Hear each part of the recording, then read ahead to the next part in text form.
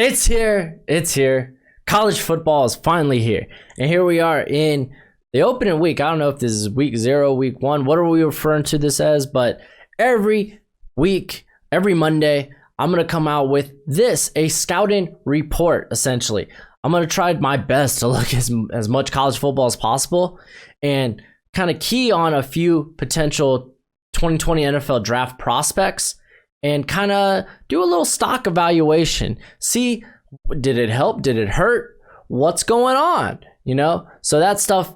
But before that, what's crack-a-lackin'? It's your boy Broshmo, just in case you did not know. So go ahead and give this video a thumbs up if you're enjoying the content. And go ahead and become a bro and subscribe. It's much appreciated, much obliged.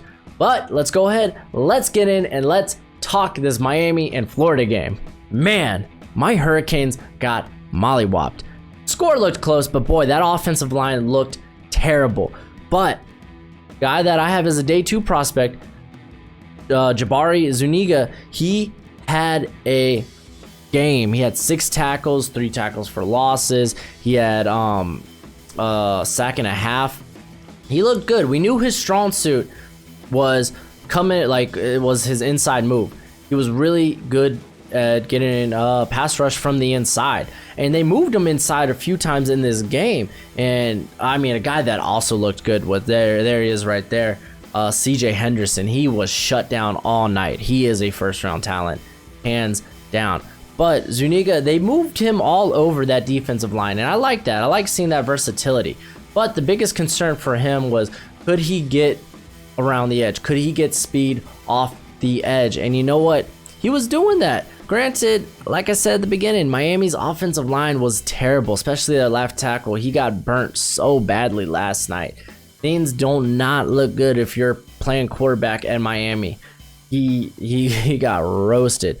But a big worry for Zuniga was with Ja'Kai Polite now in the NFL playing for the Jets. Would he be able to take on double teams? And he did have some difficulty with double teams. But what I really wanted to see, because I'm not too worried about that, you know, some guys can, some guys can't take on double teams. But what I really wanted to see was, would he be able to show speed off the edge? Would he be able to get around, or would he have to solely rely on his inside pass rush? And it was kind of so-so. Some cases he did. He showed great speed around the corner, and other times he would get stopped. But one thing that did look really good was his run defense. He was stuffing the run. I mean, I guess that comes with the territory with having a really sick inside move. But he looked really phenomenal in run defense. But I want to see against better competition, or at least better talent. Not to say that Miami's not competition. Miami fan, that hurts. But I want to see, will he be able to show more speed off the edge? And he did it in some cases. But he might not have to worry about too many double teams this season, because the man playing on the other side, the transfer from Louisville, Jonathan Greenert, he looked amazing last night. This is a guy I have on my radar now, maybe as a day 3 pick. Probably, he's most definitely a day 3 pick after last night's game. Man, coming in at 6'3", 263 pounds. He's got great size. He had 6 tackles, a sack and a half, 5 hurries, and 7 pressures off 42 pass rush snaps. The man balled out last night. He looked the part, and that's a scary, scary tandem in the SEC now. You got those 2 guys coming off the edge, and that might, and I bring him up because this really helps Zuniga's grade, because his stock could fly, especially if he's able to win on the edge. Man, this guy, he could maybe sneak into the late first round.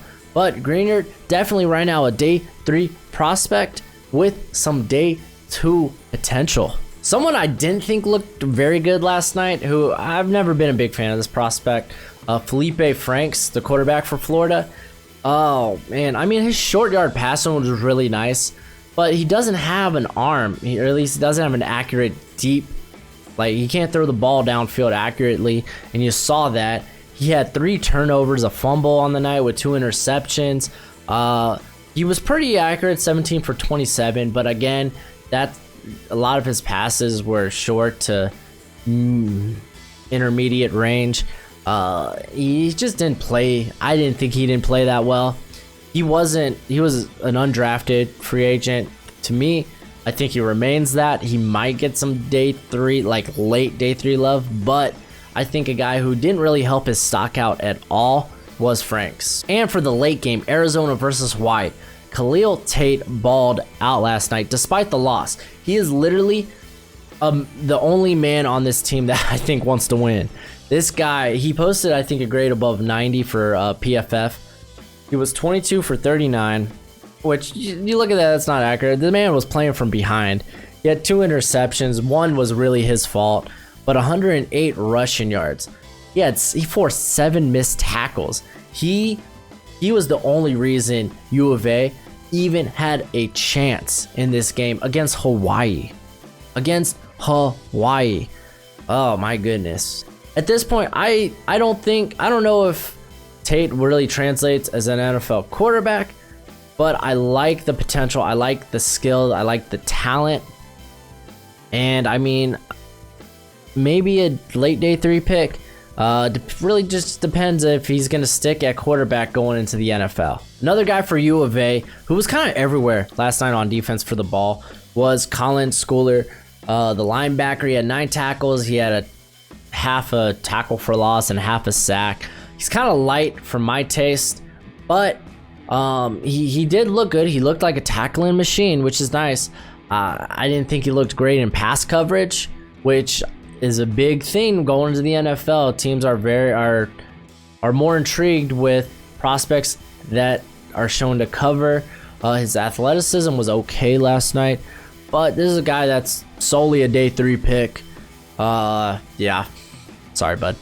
A guy that absolutely did not help his stock last night was Colin McDonald from Hawaii. He had a really not even a so-so game. It wasn't that great.